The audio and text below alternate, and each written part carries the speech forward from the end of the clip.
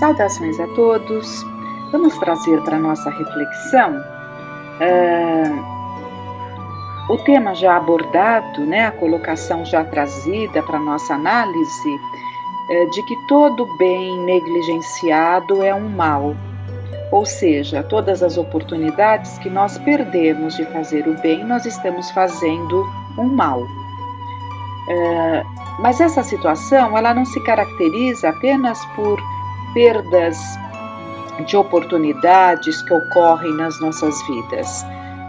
Há também situações em que a própria encarnação como um todo caracteriza uma perda de oportunidade, caracteriza um estado constante de negligência diante da vida, diante dos deveres que a vida nos traz, né?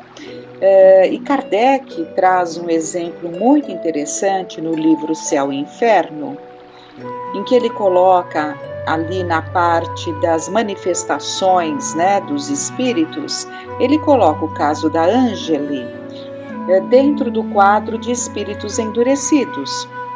Espíritos endurecidos não porque ela tivesse cometido crueldades, grandes crueldades, né? Porque essa palavra endurecido pode nos dar essa impressão de um espírito muito perverso, endurecido no mal.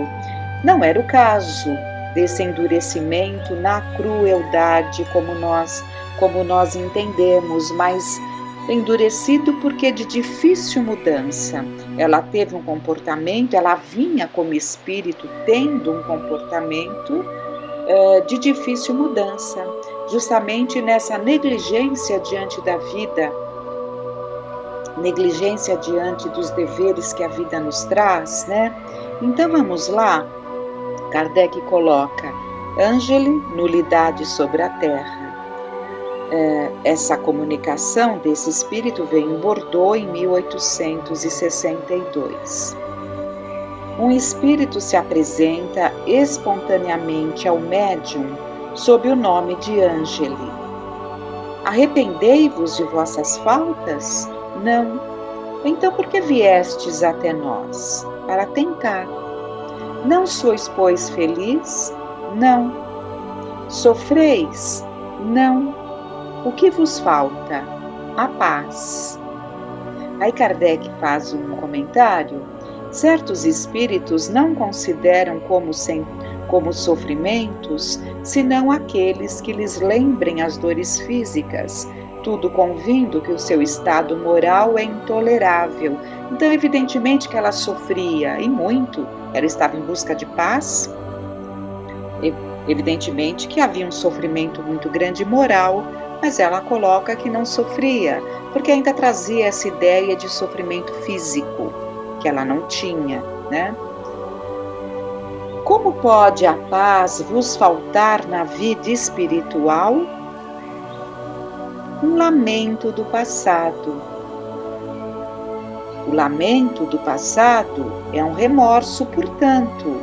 Vos arrependestes? Não. É por medo do futuro. Que temeis?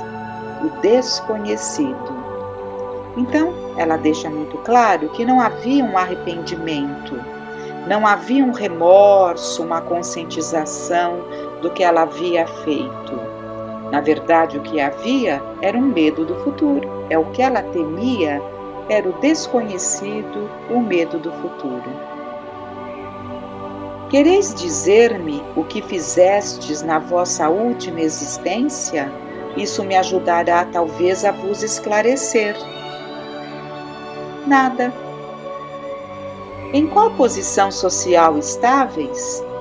Mediana. Fostes casada? Casada e mãe. Cumpristes com zelo os deveres desta dupla posição? Não. Meu marido me entediava, meus filhos também. Então nós vemos aqui, né, pelo que ela mesma passa por suas respostas, que ela mesma conclui que ela não fez nada na última existência, né? O que fizestes na vossa última existência? Nada. No entanto, nós vimos que ela foi esposa e mãe. E por que não fez nada? Né? Então é isso que nós vamos ver estudando a personalidade desse espírito Ângeli, analisando as suas respostas. E o médium continua as suas perguntas a ela. Como se passou a vossa vida? A me divertir na juventude e a me aborrecer na madureza. Quais eram vossas ocupações? Nenhuma. Quem, pois, cuidava de vossa casa? A doméstica. Não será nessa inutilidade que será preciso procurar a causa de vossos lamentos e de vossos temores? Talvez tenhas razão. Não basta com isso convir. Quereis para reparar essa existência inútil, ajudar os espíritos culpados que sofrem ao nosso redor? Como? Pergunta ela, né? Como? Ajudando-os a melhorarem-se pelos vossos conselhos e vossas preces. Eu não sei orar. Faloemos em conjunto. O aprendereis. Quereis isto? Não. Por quê? A fadiga. Então, era um espírito entediado, cansado, que não se movia a nada para mudar aquele quadro. No entanto, ele se apresentou ali, né? Vamos ver, então, a que conclusões nós vamos chegar continuando a leitura. Porque Ângeli não se movia a nada, tudo era cansativo para ela. E o espírito orientador se manifesta ali através do próprio médium, né? Que estava ali se comunicando com a Ângeli, e ele traz uma instrução. Então vamos ver. Damos-te instruções, colocando-te sob os olhos diversos graus de sofrimento e de posição de espíritos condenados à expiação em consequências de suas faltas. Aqui ele está se referindo a vários outros exemplos que constam do livro Céu e Inferno, um livro muito, muito importante para ser lido, analisado. E o espírito continua. Ângeli era uma dessas criaturas sem iniciativa, cuja vida era tão inútil aos outros quanto a ela mesma, não gostando senão do prazer, incapaz de procurar no estudo, no cumprimento dos deveres da família e da sociedade, estas satisfações do coração, únicas que podem dar o encanto da vida, porque são de todas as idades. Não pôde empregar os seus jovens anos senão nas distrações frívolas. Depois, quando os deveres sérios chegaram, o mundo fizera o vazio ao redor dela, porque fizeram o vazio em seu coração. Vamos dar uma parada para refletirmos sobre essa situação, quando se coloca todos os objetivos, a razão da vida nas distrações que exigem ali o vigor da juventude, né? E é muito comum pessoas se entregarem excessivamente aos prazeres da vida, contando ali com o seu vigor, com a sua juventude. Encontrarão dificuldades, porque os anos passam e as situações mudam. A vida nos coloca já não só o declínio do corpo, mas a própria vida exigirá de nós deveres, né? Deveres, é natural, para isso que estamos aqui, mas esses deveres nos entediarão, esses deveres não trarão para nós o sabor do dever cumprido, o encanto da vida. Foi o que aconteceu com ela. Aquelas coisas que lhe trariam o verdadeiro prazer da vida, ela negligenciou. e agora, não só na existência entediada, como continuava como espírito entediado, né? Então, continuando aqui, sem defeitos sérios, coloca ele, sem defeitos sérios, mas sem qualidades. Então é importante desenvolvermos qualidades, virtudes. Ela fez a infelicidade de seu marido, perdeu o futuro de seus filhos, arruinou o seu bem-estar por sua incúria e por seu desleixo.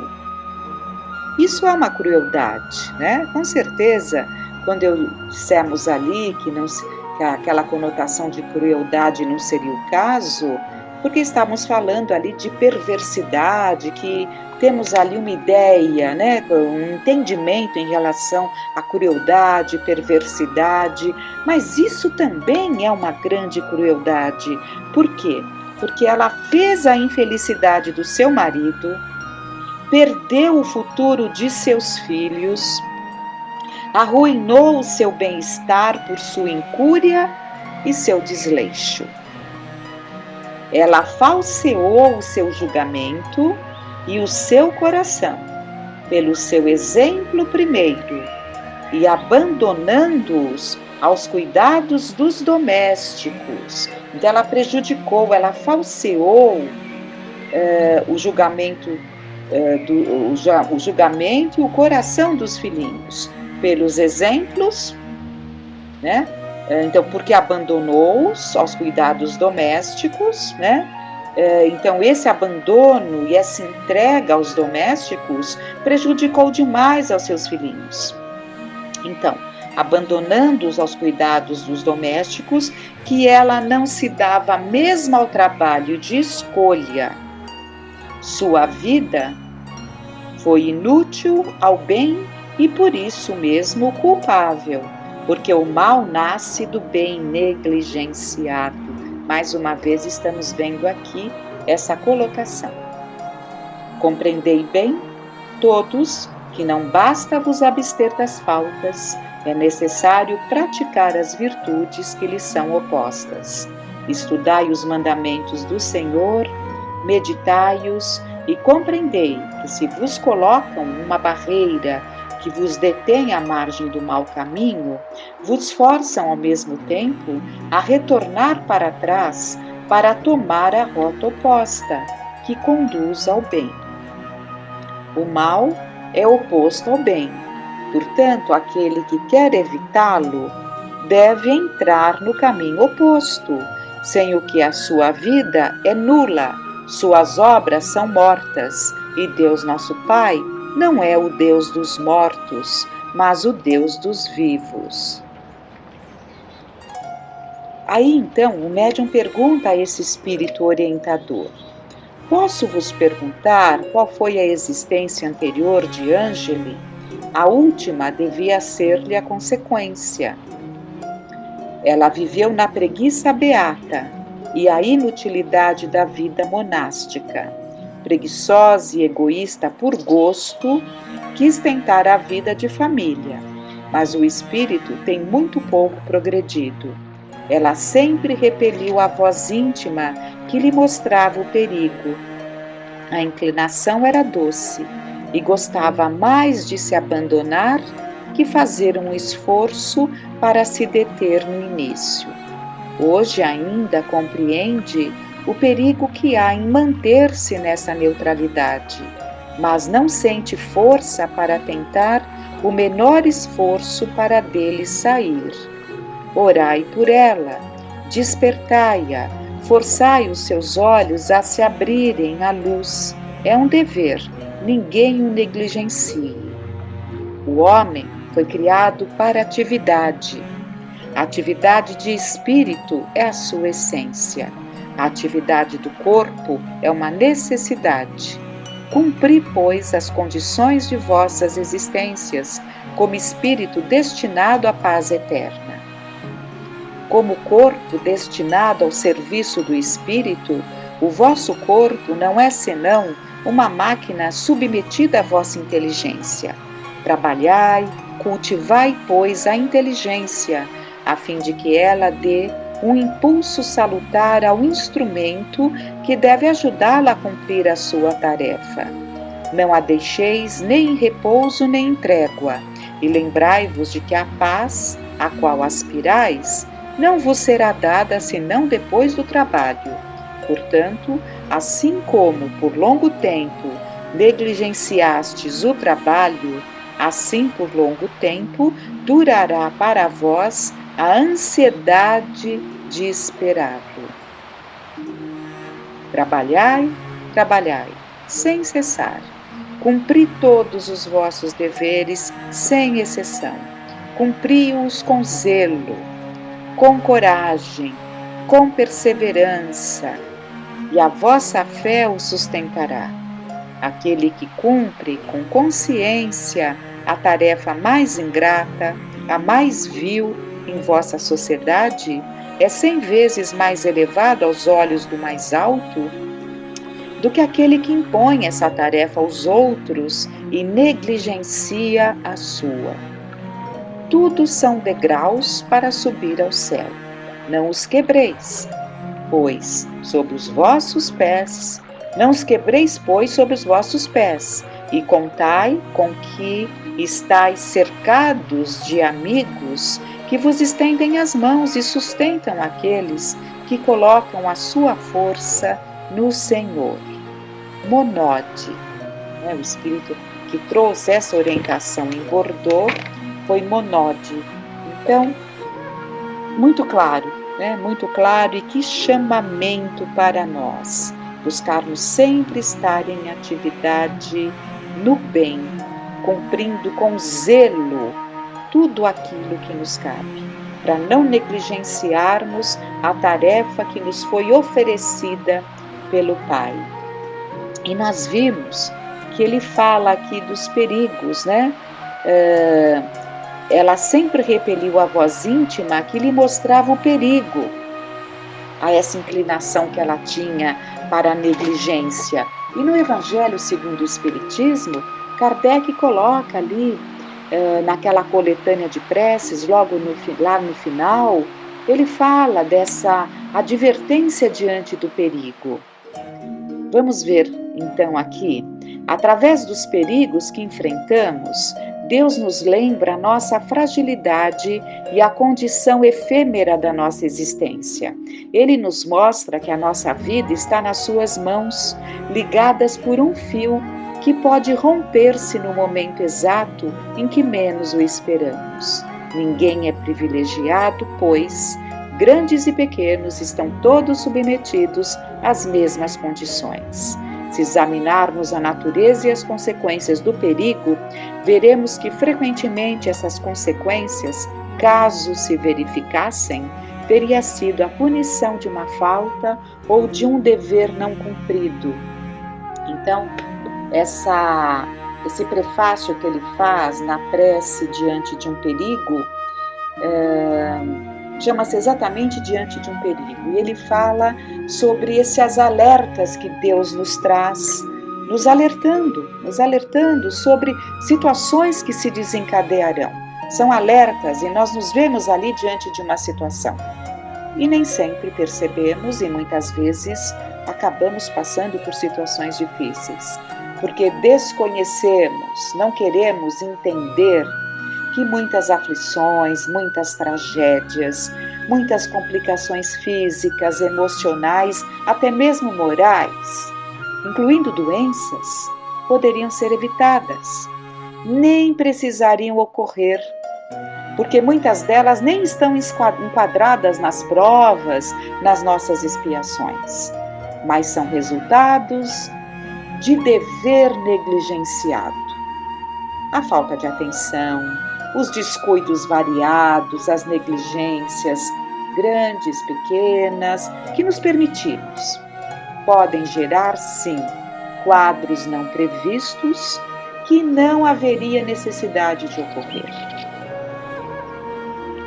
E quando ocorrem, podem entrar no quadro de provas e expiações, gerando como fruto exatamente do dever negligenciado. Então é isso, é preciso que nós entendamos profundamente esse alerta, mais uma vez para finalizarmos. Todo bem negligenciado é um mal. O mal nasce do bem negligenciado. Que fiquemos em paz.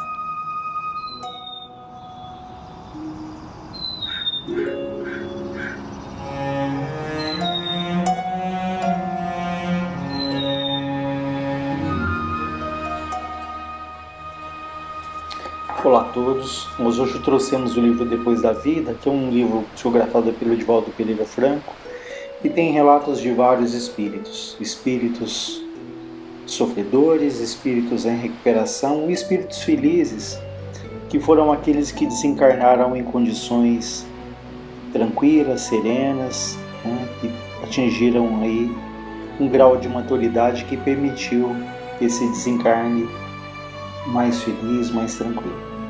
E o texto chama Provações Abençoadas, que é de um companheiro chamado Antônio Torino.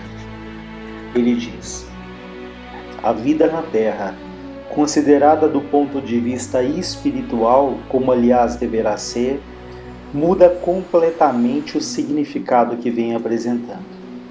Aceita o espírito como fator causal, o corpo e a vida fisiológica passam a ser inevitáveis resultados da sua ação. Assim considerando, o sofrimento altera o seu conteúdo, e as conjunturas, alegria e dor, prazer e desconforto, modificam completamente a forma pela qual têm sido aceitos. Então ele fala que quando nós encaramos a vida do ponto de vista espiritual, isso muda completamente o significado que a vida, como ela nos apresenta, Porque se nós temos essa visão da eternidade, das múltiplas existências, nós não vamos ser imediatistas, querendo simplesmente usufruir o que esses breves anos aqui nos oferecem. Da mesma maneira, nós não vamos nos revoltar, nem nos angustiarmos por aquilo que nos acontece, se temos essa certeza de que tudo passa, de que Deus jamais nos desampara. Então essa visão espiritual da vida, ela muda muito o significado, como ele fala, e é o que ele diz, que sofrimento, alegria e dor, prazer e desconforto mudam totalmente a nossa maneira de enxergar as coisas. Ele diz ainda: partindo-se da premissa de que o espírito é o agente gerador, portanto preexistente ao corpo e procedente de uma realidade transcendental para onde voltará, todas as ocorrências na área da matéria constituem lições transitórias, com efeito que promoverá a felicidade sem jaça, sem mancha, ou arrependimento tardio. Graças a esse comportamento, as coisas no mundo assumem a importância e adornam-se do valor que nós lhe atribuímos. Então veja que quando encaramos as dores como lições transitórias que passam, quando nós partimos do princípio que o Espírito é a causa de tudo, é o que ele diz, as coisas do mundo assumem a importância e o valor que nós lhe damos. Por isso a gente tem sempre repetido, nós temos que pedir muito a Deus, não que afaste os nossos problemas, não que nos livre das dificuldades, mas que Ele nos dê o que?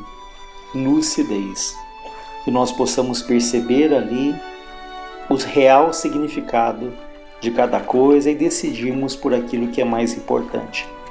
Até aquela analogia de que se você oferece para um cavalo um prato cheio de diamantes e outro prato cheio de milho, o que ele prefere? Qual vai ser a escolha dele? Naturalmente o prato de milho, e trazendo para a nossa vida quantas coisas brilham ali aos nossos olhos, quantas coisas chamam a nossa atenção, mas nem sempre são as coisas que não vão nos dar paz, não são as coisas que não vão nos dar ali a serenidade que no fundo todos nós procuramos. Por isso é dito em relação às escolhas e de perceber e dar o valor às coisas como de fato elas são, o valor que cada coisa merece. ele diz: um câncer para um espírito resoluto, para um espírito firme, decidido e confiante, pode ser encarado como uma bênção, enquanto pequeninas alfinetadas para um temperamento precipitado, desesperado, que se analisa pelo desequilíbrio interior e pela ingratidão às leis de Deus, representam um verdadeiro infortúnio que leva à loucura.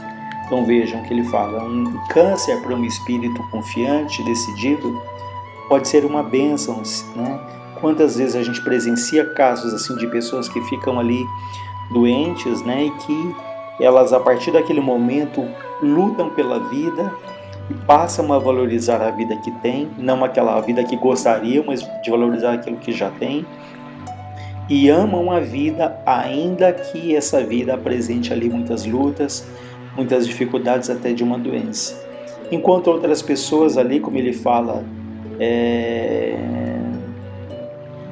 que tem ali uma enxaqueca, com coisas pequenas, acabam levando ali ao desespero, profundamente incomodadas, se queixando, se revoltando contra Deus, contra a vida, e acabam ampliando de uma maneira enorme, de uma maneira intensa, as dificuldades ali que poderiam passar por elas, sem tanta dor, sem tanto sofrimento, mas a falta de confiança, a revolta, a amargura, tudo isso intensifica ali a prova pelo qual a pessoa está passando. Então ele fala das pequeninas alfinetadas que acabam incomodando profundamente alguns, e outros têm ali uma doença mais séria e acabam amando a vida e lutando com otimismo mesmo assim. Então ele continua dizendo: a gama dos padecimentos humanos tem variantes que são difíceis de serem estabelecidas. O que para alguém é de vital importância, para outros de nenhum valor se reveste. Para alguns a doença é uma maldição e a saúde é uma dádiva de Deus. Para outros a saúde tem sido um veículo de corrupção e de pesar, enquanto outros consideram a doença um cadinho purificador, um caminho de purificação, graças ao qual anelam, desejam pela libertação. Experimentei de perto muitas vicissitudes no peregrinar de uma vida modesta na terra. Então esse companheiro, ele passou uma vida ali humilde, como ele vai dizer lá na frente, quase de um semi-anonimato, sem grandes projeções. Muitas vezes, ele diz, parecia-me que as conjunturas conspiravam contra os meus ideais. Lutador, coletava poucos louros, poucos triunfos, poucas vitórias, poucas glórias. Afatigando-me no trabalho, eu reunia resultados desconfortantes. Insistindo no bem, percebia-me sitiado por forças da delinquência, mas em contrapartida conheci o Espiritismo, que me deu a verdadeira visão da vida, que é essa, a de natureza espiritual, ensinando-me onde estava a matriz dos acontecimentos e ao mesmo tempo oferecendo-me os recursos da fé, que são a metodologia para bem o sofrer. Então, se de um lado ele trazia ali essas lutas tão grandes, do outro lado ele diz que ele conhece o Espiritismo, que foi fortalecendo ali a fé, foi um sustentáculo, um amparo, uma luz que permitiu que ele passasse pela existência aprendendo e tirando ali todo o proveito que ele podia das lutas que a vida oferecia a ele. Constitui família, abraços com a crença restauradora, com o Espiritismo. Então ele constituiu a família e criou a sua família, e com as lutas de lapidação moral. O organismo, o corpo, ao quebrado pelos anos, chegou na idade madura a apresentar dilacerações que eram provenientes do passado. Então ele deixa claro que ele tinha ali problemas físicos, do corpo físico, que eram provenientes de existências passadas, tais como problemas circulatórios, a visão deficiente, a fala com limitações. No entanto, o espírito resoluto, firme, decidido. Em momentos de fraqueza, eu lamentava o apagar da vista, ele começou a ter problemas sérios de visão, Então ele sentia saudades, não a saudade dos contornos e das cores da natureza, mas ele sentia pelo impedimento natural de poder meditar nas leituras sadias do Evangelho. Então o fato de não poder ali ler o Evangelho para ele fazia muita falta. Isso nos faz pensar quantas vezes temos ali uma visão privilegiada, né? E no entanto acalentamos ali tanta dificuldade na leitura, no estudo, tanta preguiça, vamos adiando ali sempre para o futuro e nunca encontramos um tempo para uma leitura que seria muito saudável, que nos fortaleceria, que abriria ali os horizontes da nossa própria mente para perceber, né, aquilo que precisamos amadurecer. E ele sente falta ali da visão, por isso, por não poder ler ali o Evangelho como ele fazia antes.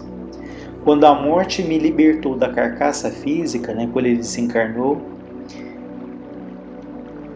abrindo-me horizontes coloridos da imortalidade exultante, né, feliz, porque o breve degredo, né, aquela breve prisão chegava ao fim, anunciou-me uma jornada de liberdade. Né?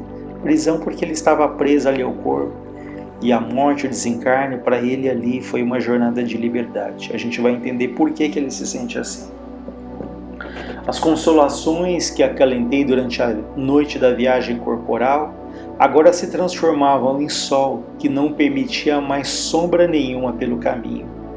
As lágrimas contidas e a resignação preservada nos momentos mais ásperos dos testemunhos desabrochavam agora em sorrisos como botões de rosas osculados, né, beijados ali pela tepidez do sol. A pobreza no lar, confiantemente aceita e vivida com alegria, era agora uma fortuna que se manifestava como abundância interior de paz, nenhuma saudade dos valores que enferrujam e perdem-se. Então ele passou uma vida ali de pobreza, de bastante contenção ali dos recursos materiais. No entanto, ele fala, ele aceitou essa condição e ele viveu essa situação com alegria. Né? Que nós podemos, nessa existência, termos ali uma existência muito difícil, que as coisas não caminham como gostaríamos. No entanto, quantas vezes essa limitação, apesar de todo o nosso esforço, pode ali ter grandes aprendizados da simplicidade, de valorizarmos o pouco que a gente tem, de vivermos com aquilo que a gente tem e sermos felizes com isso. É claro que isso de maneira nenhuma impede a luta, o trabalho por uma condição melhor, mas se as coisas elas não caminham, apesar do nosso esforço, quando fazemos a nossa parte, se elas não caminham como gostaríamos, nós aprendemos a viver bem com aquilo que nós temos, né? De uma maneira mais simples e valorizando ali as pequenas coisas da vida. E ele fala também do filho que tinha desencarnado, né? Ele fala, o filho querido que viajara antes de mim, deixando-nos a sua mãe e a mim nos panos sombrios da saudade resignada, agora de braços abertos aguardava-me para me dizer entre lágrimas de emoção, seja bem-vindo, papai, de retorno a casa. Então acho que é indefinível ali o que seja a alegria de reencontrarmos um filho que tenha partido antes de nós, ou um dia que reencontrarmos ali um pai, uma mãe tão queridos também ao nosso coração. Então quando ele desencarna, ele é recebido ali pelo filho que já havia partido antes. Ele continua dizendo, é verdade que o reino de Deus começa no coração de cada um, e que o império da justiça, nas leis soberanas com medidas muito diferentes da legislação, ainda equivocada dos homens. Hoje, com a família reconstituída, olhamos os três para o futuro, minha esposa, meu filho e eu, bendizendo a fé que nos enriqueceu de esperança e se manifestou na luz da caridade para com o próximo, consequentemente para nós mesmos.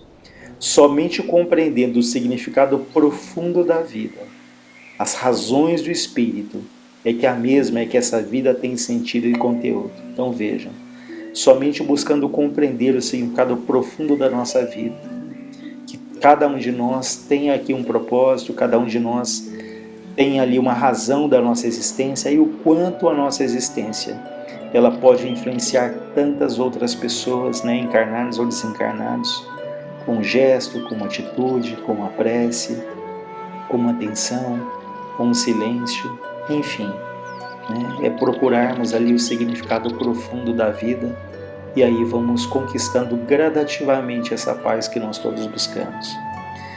Ele diz: enquanto o homem não se resolver por despojar-se dos atavios, né, dos hábitos ali do passado tão arraigados, aprendendo a valorizar o que realmente é de importância, deixando as distrações e os equívocos, não aprenderá a significação real da existência, vivendo as oscilações da amargura, do riso e de expectativas que se desfazem como névoa. Certamente eu não pretendo sugerir que se viva na terra o reino da tristeza e do desconforto. Olha que interessante. Ele não está sugerindo que nós vivamos aqui na tristeza, no desconforto. Pelo contrário, ele fala. É desejável que a alegria estue, né? Que a alegria esteja, transborde no nosso coração. Que as concessões da ciência e do conhecimento sejam bem utilizadas. Então nós estamos no mundo material, nós podemos usufruir do que a vida nos oferece, mas é o que ele fala, que haja alegria, que valorizemos aquilo que mais importa, né? Que cuidemos ali do nosso espírito, do burilamento dos nossos sentimentos. O que pretendemos referir, ele continua dizendo, é quanto à escola de valores legítimos, em que usos, costumes, as coisas signifiquem mordomias que passam, objetivando as realidades que permanecem. Transitei entre os homens no semi-anonimato, né, no silêncio, na discrição, né, no semi-anonimato da pobreza, no trabalho modesto, mas iluminado pela estrela polar da revelação dos Espíritos, né, iluminado pela doutrina espírita. Estou aqui rendendo agora graças a Deus pelas suas bênçãos. Antônio Tourinho. Então, um relato bem interessante, porque quantas vezes a gente vê relatos de espíritos sofredores, em dificuldades, mas é muito bom também ouvirmos um relato de alguém que partiu em paz, com a sua consciência tranquila, que reúne novamente do outro lado ali os familiares tão queridos, né? E tomar a Deus e Ele quer, né? Mas que possamos fazer a nossa parte para que a gente tenha essa condição, né? De quem sabe desencarnarmos ali e olharmos para trás, percebemos que deixamos afeições, que não fizemos tudo, né? Mas que fizemos ali muito daquilo que podíamos fazer, que não perdemos o tempo, que valorizamos aquilo que de fato valia a pena, enfim, né? Que lembrando ali resumidamente daquilo que Jesus nos ensinou: amar a Deus sobre todas as coisas, ao próximo como a si mesmo, fazer aos outros somente aquilo que gostariam que lhe fizessem, orai pelos que vos perseguem e caluniam. Alguns pontos para a nossa reflexão. Que Deus nos ampare e nos fortaleça hoje e sempre.